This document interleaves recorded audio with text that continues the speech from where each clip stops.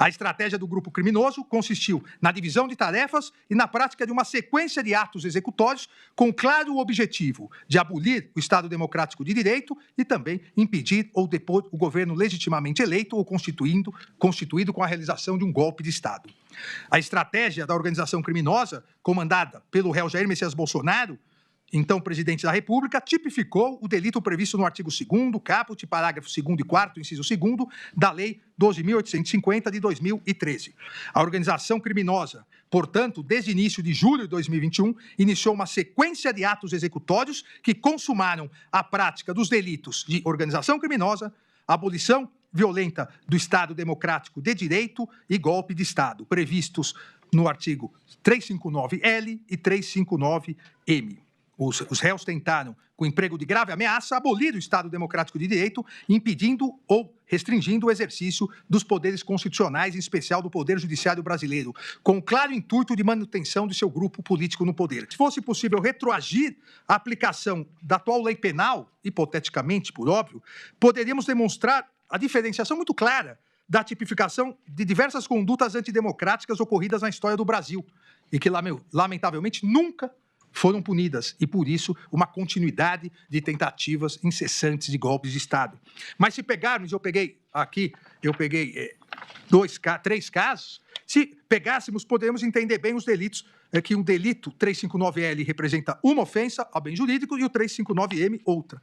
A noite da agonia ocorrida no Rio de Janeiro, na madrugada de 12 de novembro de 1823, seria tipificada como crime do artigo 359-L, abolição violenta do Estado Democrático de Direito, pois, por determinação do imperador Dom Pedro I, o exército invadiu o plenário da Assembleia Constituinte, prendeu vários deputados, inclusive José Bonifácio de Andrade Silva e seus irmãos, que posteriormente foram deportados. A finalidade foi dissolver a Constituinte para que o imperador pudesse redigir uma nova Constituição, outorgada em 25 de março de 1824, que o fortalecesse.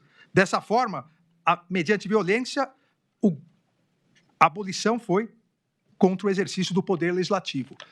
A minuta do golpe visava tentar abolir o Tribunal Superior Eleitoral, a Justiça Eleitoral, órgão do Poder Judiciário, substituindo por uma comissão composta por um grupo político. Claramente, aqui, assim como na noite da agonia, é o 359-L. Se nós formos para o golpe de 30, que alguns chamam de Revolução de 1930, seria tipificado no 359-M. Aqui sim, golpe de Estado, pois constitui um movimento armado, liderado pelo Rio Grande do Sul, Minas Gerais, Paraíba, que depois o governo legitimamente constituído por Washington Luiz, em 24 de outubro de 1930, impedindo a posse do presidente eleito Júlio Prestes, encerrando a denominada República Velha e colocou no poder Getúlio Vargas. Aqui o golpe de Estado.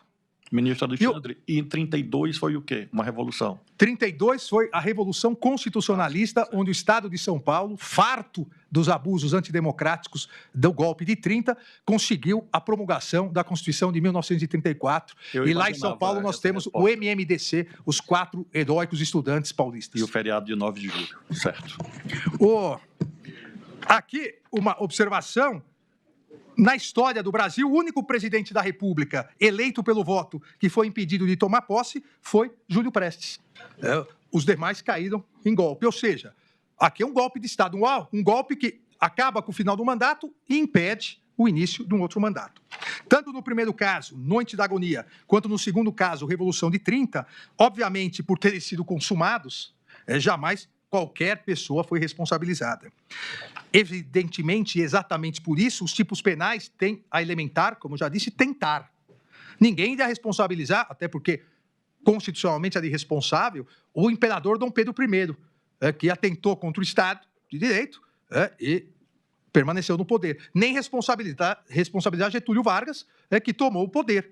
Então, aqui se exige a tentativa, não se exigindo a consumação, seja da abolição do Estado de Direito, seja do golpe de Estado, porque se houver a consumação, quem vai exercer o poder de maneira ditatorial e tirânica não vai permitir que se responsabilize, como na história do Brasil nós já verificamos.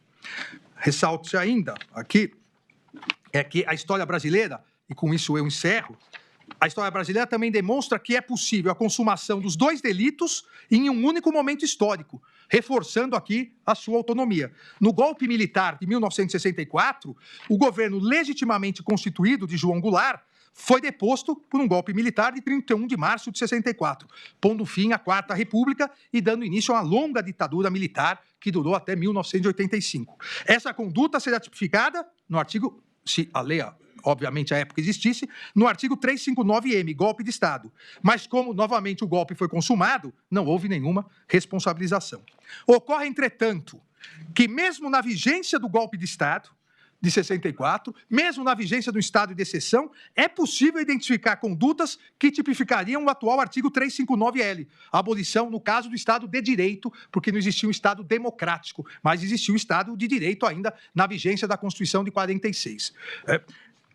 Uma vez aqui, esse crime do 359-L, restringindo o exercício do Poder Judiciário. Então, mesmo no golpe de Estado, mesmo com um governo não eleito democraticamente, esse governo conseguiu, na ditadura militar, praticar o que hoje tipificaria o artigo 359-L do Código Penal, com a edição, respectivamente, com a edição do AI-2, Ato Institucional número 2, que em seu artigo 6º ampliou o número de ministros do Supremo para 16, no sentido de submeter a independência do Judiciário, do AI-5, Ato Institucional número 5, de 13 de dezembro de 68, que em seu artigo 2º submete o Legislativo e o Executivo, permitindo ao Executivo, permitindo ao Presidente da República decretar recesso no Congresso, e em seus artigos 5º, parágrafo 2º, 6º e 10º, restringe o livre exercício do Poder Judiciário, vedando a apreciação de atos que suspendam direitos políticos, suspendendo a vitaliciedade e vetando parcialmente a concessão de habeas corpus. Além do ato de 16 de janeiro de 1969,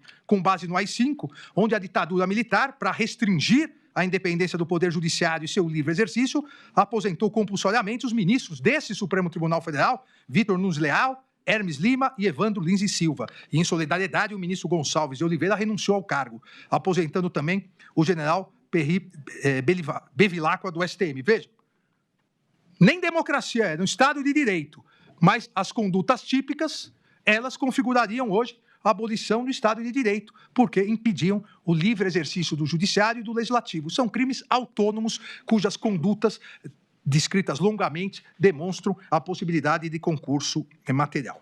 Diante de todo exposto, voto no sentido da procedência total da ação penal para condenar os réus Almir Garnier Santos, Anderson Gustavo Torres, Augusto Heleno Ribeiro Pereira, Mauro César Barbosa Cid, Paulo Sérgio Nogueira de Oliveira e Walter Souza Braga Neto pela prática das condutas de organização criminosa armada, tentativa de abolição violenta do Estado Democrático de Direito, golpe de Estado, dano qualificado pela violência e grave ameaça contra o patrimônio da União e com considerável prejuízo para a vítima e deterioração do patrimônio tombado, observadas as regras de concurso de pessoas e concurso material. Em relação a Jair Messias Bolsonaro, pelas mesmas infrações já descritas e a imputação específica de liderar a organização criminosa.